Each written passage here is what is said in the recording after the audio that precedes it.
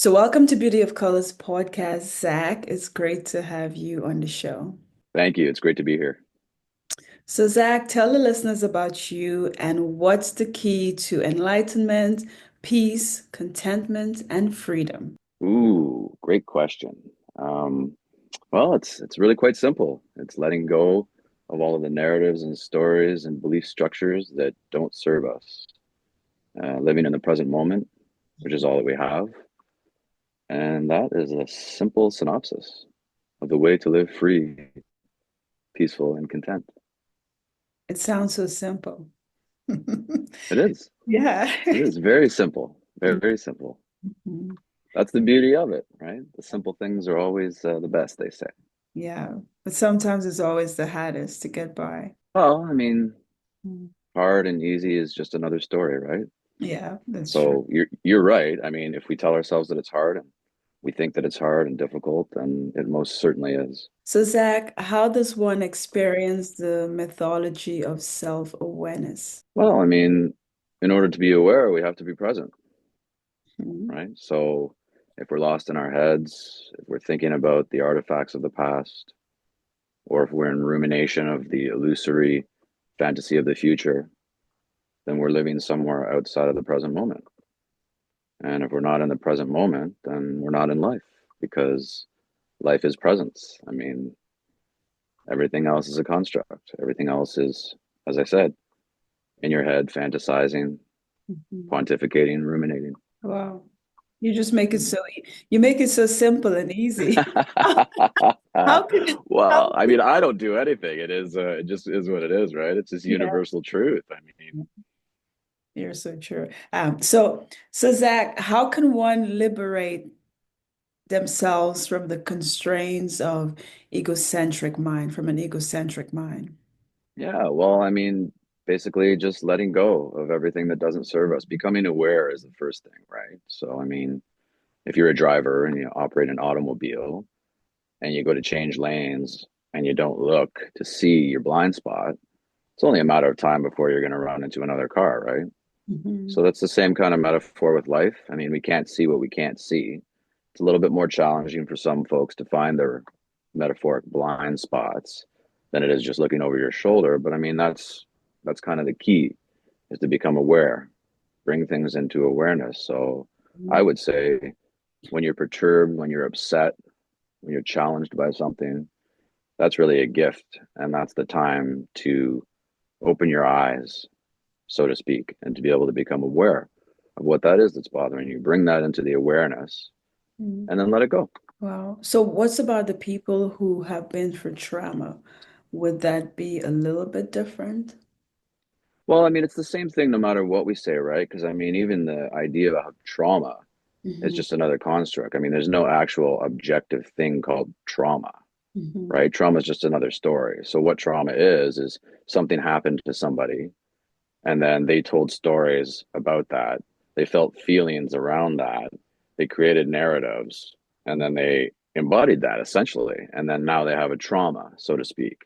And Hmm. trauma is a very strong word. It evokes a lot. We have psychology, we have groups, we have trauma bonds where folks love to get together and complain about the issues that they have and the traumatic experiences they have, revisualize, reconstitute, validate those experiences, and then unfortunately live in that perpetual cycle of suffering.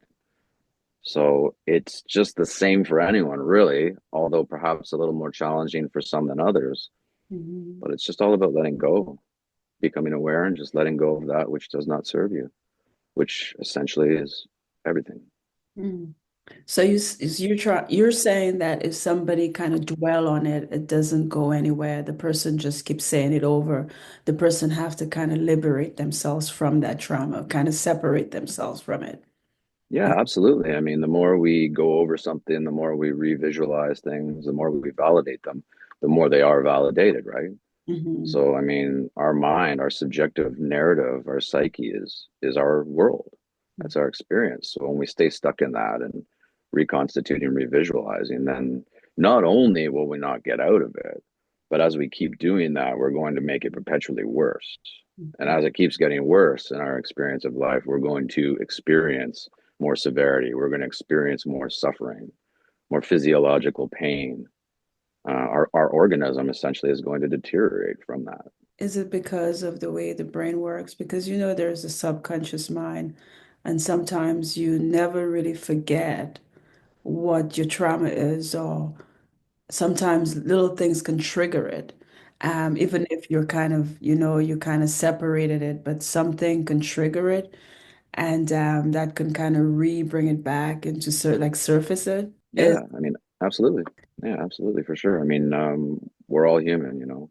We're all here for the experience of the incarnation, and we can definitely get triggered by things for sure.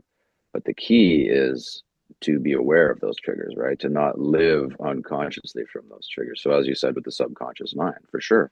That was kind of what I was speaking to a minute ago about bringing to awareness that which we are unaware of. So, unconscious belief structures, unconscious stories, bringing those to the consciousness, being aware of them. And yeah, I mean, if you get triggered, for sure, it's everybody gets triggered. It's just a question of being aware of that and not letting that be the modality that runs your life. so Zach, how can one gain the wonders of life? Is there a formula for that? Well, life is wondrous in and of itself, Leanne, right? I mean, it's not so much that you have to gain anything. It's already there. I mean, it's a really a gift to be alive, to be a human being, so to speak, to have the experience of this life. And the wondrous, miraculous part about it is the experience. Right. So, I mean, anything other than the experience is not life. That's something different. Oh, nicely said. I like that. Okay. Thank you. So, how can the listeners connect with you and where can they find your services? Do you have a book coming up or do you have a book on Amazon? No, no, I don't have a book. I help people experience life. I help people get out of their own way and achieve peace and presence and contentment. And it's just like I was saying, through awareness, basically. So no, I don't have a book. I am working on a course, but see, the challenge with the course is having the reflection of another human being with you throughout the coaching. So I do offer one-on-one coaching Mhm. with people, and the challenge of the course that I'm writing, which is why it's not available yet, is to encompass that without having the reflection, without having the mirror, so to speak, and the ability to interact with another human being to sort of become aware of our emotions, become aware of ourselves, bring the unconscious, subconscious into the conscious and see it, and then make the decision from that point whether or not we want to let it go or not. So, where can the listeners get in touch with you? Do you have any social media? Yeah, I do. Probably my link tree is the best place for my various social media platforms and my coaching and to get in contact with me. It's just a link tree slash Zac Russell, my name. Mhm. Now, do you have any like little resources before? I know you're working on this, but do you have any like little resources that the listeners can refer to when they do check you out on social media? Yeah, it's all available in my link tree there. There's sort of a write up of my coaching and what I do, and kind of the way that this sort of methodology works and this process works, and they can kind of get a sense what it is there. And I mean, I lay everything out there too. So the simplicity of this is so wonderful that if you are prepared to become aware, and then you are prepared to let go, I mean, you can gain enlightenment instantly. You can alleviate suffering on the spot. You don't even need a coach. You don't even need somebody like me, but if you feel that it might be a challenge for you, like it is for a lot of folks, then there's avenues there where you can reach out and connect with me. Um, So, Zach, if you have a client, let's say, how long would it take for that person to kind of reform and kind of get whatever it is out of them and just focus on themselves? How long does it take? It's different for everybody, or does it take a certain amount of time for everyone? Yeah, exactly. It's a little bit different for everybody, right? So like I could say to generalize it'd be about an hour or two on average, but I mean some people can get it really quickly depending, and then some people, 5, 6, 7 hours. So the coaching isn't done by the hour. It's not an hourly rate thing. It's an experience. So I am teaming up with you, and we're going to work together, and we're going to. If it takes an hour or two, then that's what it does, and if it takes 7 or 8, then that's what it does too. It depends on the ego. Some people have a very, very strong ego, and it takes a while to sort of breach the barriers of that and kind of get into the essence of it, if you will. I was expecting you to say like 3 months or 6 months.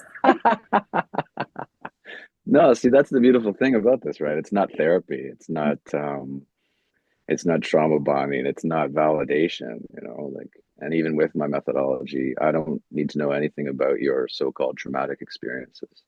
I don't need to know anything about you, essentially. We don't even look at you because we don't want to get into you. Because if we get into you, which, I mean, esoterically speaking, there isn't really you, anyways. That's just another story. But if we get into that, then we start to get into your subjective narratives, right?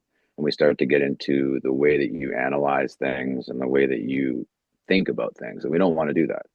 We just want to become aware of the reality, the actual reality. We want to see what happened and we want to see the emotions that you had and how you felt about it. And once we're aware of that, we don't need anything. We don't need 3 months. We don't need 30 years. We just need to become aware and let it all go. So do you offer, does the person, is it virtual? Is it via Zoom, or do the person have to meet up with you in the state that you're in right now, or do you do it online? Yeah, so the majority of it's done online. I mean, the best case scenario is obviously in person because then there's a physical connection, in the physicality of the world. But given the world we are in right now, yeah, it's Zoom majority, WhatsApp or FaceTime. I can do audio calls as well, but I prefer video at least for some of it. Some folks aren't very comfortable with the video to begin with, but I like to at least incorporate an aspect of that because it's just not quite the same if you're doing just an audio call. So Zach, do you have any last words for the listeners about finding the beauty of life? Ooh, yeah, absolutely. I mean, the beauty's all around you. You don't have to find anything, it's just right there. All you have to do is let go of that which does not serve you, I mean, become aware. When you get upset by something, when you get offended, when you get perturbed by something, when you kind of feel that sensation, when you get triggered, that's just the most wonderful gift and the most wonderful blessing because that gives you the opportunity to see where you're not free.